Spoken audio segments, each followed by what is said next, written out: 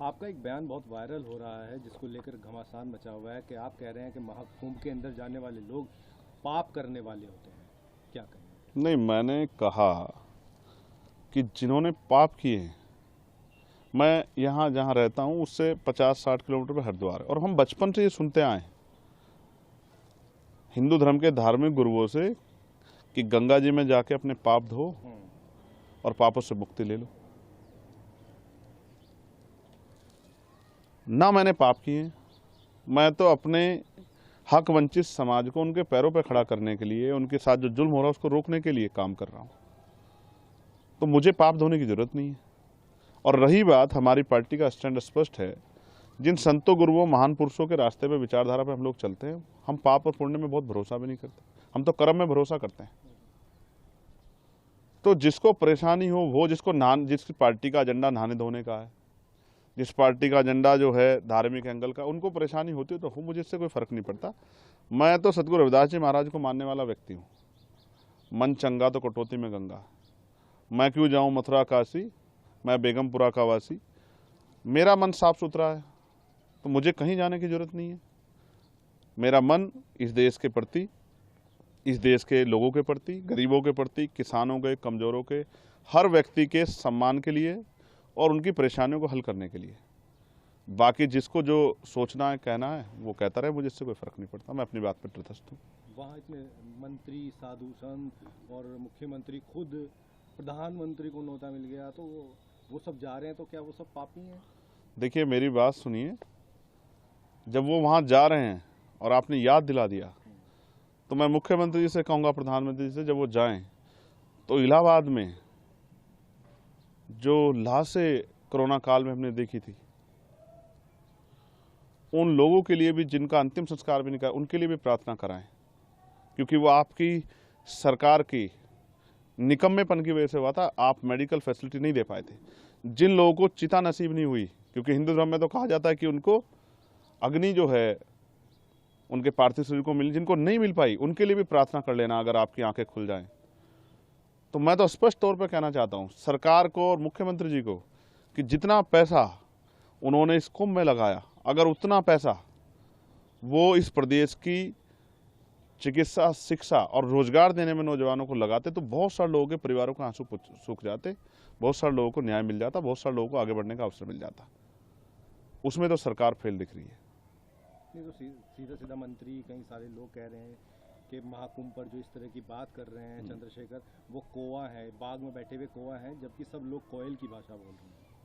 अब ये सरकार इंसानों की रखवाली नहीं कर पा रही, पशु पक्षियों की क्या रखवाली करेगी? मैं स्पष्ट तौर पर कहना चाहता हूं कि सरकार फेल है। और जो मंत्री और सरकार के लोग जा रहे हैं, मैं उनको बस याद दिलाऊंगा कि जब वो जाएं तो सनी आज इनकी मुजफ्फरनगर में पीट पीट के हत्या कर दी, उनके लिए भी प्रार्थना कर लें। जब वो जाएं तो जिनकी 5 लोगों की, मुस्लिम समाज की, यहाँ मेरठ में हत्या कर दी, उनके लिए प्रार्थना कर लें। वो जो बच्चा जिसने पार्लियामेंट के सामने जाकर जितेंद्र ने खुद को आग के हवाले कर दिया न्याय न मिलने पे, बागपत के, उस बच्चे के लिए भी प्रार्थना कर लें।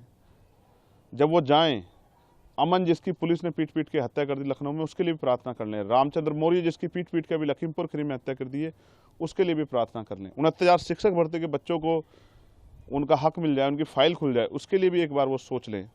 जो महिलाओं पर अन्याय अत्याचार हो रहा है उसके बारे में भी सोच लें। किसानों के जो बुरे हाल है, किसान, हमारे नेता दल्लेवाल जी बैठे हैं जीवन मरण के बीच में, अपनी समस्याओं को लेकर किसानों को, उनके लिए भी सोच लें। इस पे तो ये निकम्मी सरकार कुछ सोच नहीं रही है। तो इनका एजेंडा जो है नहाने धोने का और धार्मिक एजेंडा, इन पे मैं कुछ कहना नहीं चाहता।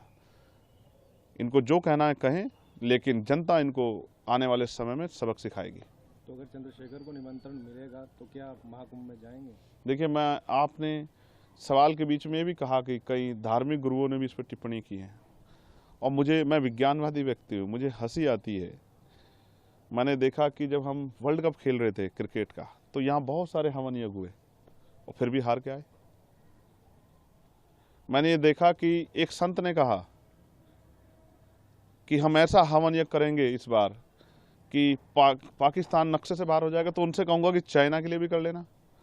और अगर इस तरह से, पाकिस्तान में तो हिंदू भी रहते हैं जिनके लिए आप रोज चिंता करते हो, तो उनको भी, उनके जीवन को भी समाप्त करना चाहते हो नक्शे से हटा के, इन्हीं एक संत ने कहा कि मरे मुलायम काशी राम, प्रेम से बोलो जय श्री राम। आप ऐसे लोगों को मैं ना संत मानता, ना उनकी भाषा को संत वाली भाषा मानता। संत का मतलब होता है जो मानवता के लिए जिए, जो सुख सुविधा को छोड़ के जनता को किस तरह से उनके जीवन में समस्याएं खत्म उसके लिए जिए। यहाँ तो सुख सुविधाएं लोग ले रहे हैं और अपने आप को बहुत बड़ी बड़ी बातें करते हैं, लेकिन सच तो कुछ और है। मैंने तो कोरोना काल देखा, अगर जितना पैसा वहां लगाया गया, इतना शिक्षा चिकित्सा पे लगाया होता तो इतने लोगों की जान नहीं जाती। और ये सब चीजें सरकार की देख रेख में, और कम तो बहुत जल्द जल्द आता है। फिर भी हमारे देश में कोरोना जैसी महामारी आ गई, इतने लोगों की जान चली गई, लॉकडाउन लग गया, मजदूरों की इतने लोगों की जान चली गई। तो मेरा काम है अपने संतों गुरुओं महापुरुषों की विचारधारा को लोगों तक पहुंचाना। जब ये अपने धार्मिक एजेंडे को स्थापित करने के लिए हमारे लोगों को गुमराह करने का काम करें, मैं अपने लोगों को जागरूक करने का काम करूं। मैं किसी को रोक थोड़ा ही रहा हूं, जिसको निमंत्रण मिला वो भी और जिसको नहीं मिला वो भी जाए। लेकिन मैं याद दिलाऊंगा कि ये संत ही थे जो जब राम मंदिर का शिलान्यास हुआ तो इन्होंने प्रधानमंत्री पे बहुत सारे सवाल खड़े किए थे, इस भाजपा पे सवाल खड़े किए थे, इनके जो है उस कार्यक्रम पे तिथि पे सवाल खड़े किए थे। इन्होंने तो किसी की नहीं सुनी। है तो खुद को आस्था का सबसे बड़ा स्वरूप बताते हैं। मैं तो वैज्ञानिक दृष्टिकोण की बात कर रहा हूँ। मान्यवर काशीराम साहब जो हमारे नेता हैं, मैं आखिरी तौर पर आपसे कह रहा हूँ, मैं उनको गुरु मानता हूँ, मैं उनका चेला। उन्होंने कहा, उन्होंने पंडाल लगाया, उन्होंने कहा जिनको इस जन्म में मुक्ति चाहिए, अपने दुखों का नाश करना है, वो हमारे साथ आ जाएं, और जिनको अगले जन्म की परवाह है वो कुंभ में चले जाएं। तो मैं तो इसलिए आपसे कहना चाहता हूं कि मान्यवर काशीराम साहब ने रास्ता दिखाया, अगर दलित, पिछड़े, आदिवासी, अल्पसंख्यक समाज के लोग, मुसलमान, जैन, सिख, बौद्ध, ईसाई, पारसी, उनके साथ जो हिंसा हो रही है, उनके साथ जो जुल्म हो रहा है, उनके अधिकारों पर जो हमला हो रहा है, अगर उनको अपनी समस्याओं से मुक्ति चाहिए, इस जीवन में अच्छा जीवन चाहिए आत्मसम्मान का, तो उनको आजाद समाज पार्टी के साथ, चंद्रशेखर के साथ आना चाहिए, तभी उनका भला हो सकता है। बाकी तो ये तो चलता रहेगा। सरकार जिस एजेंडे की सरकार है, जिस विचार सरकार, वो उस पर काम करेगी, और वो अपना काम कर रहे हैं, हम अपना काम कर रहे हैं। इससे किसी को परेशानी नहीं होनी चाहिए। और बाकी मैं सबकी आस्थाओं का सम्मान करता हूँ। मैं तो संविधानवादी व्यक्ति हूँ।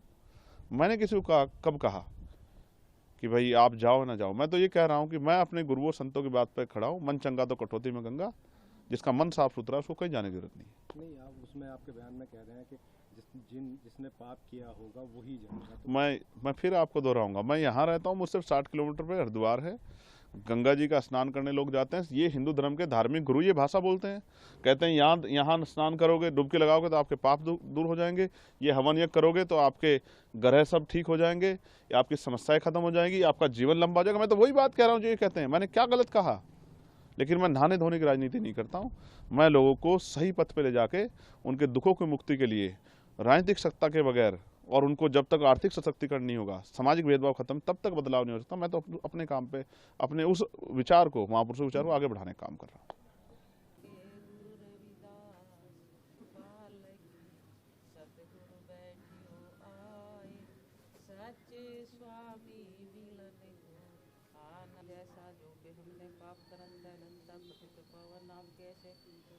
राहो तुम्हें को अंतर्यामी जन के जनते स्वामी शरीराध्यो में विचारो रविदासम जल समुझावे जपो जी।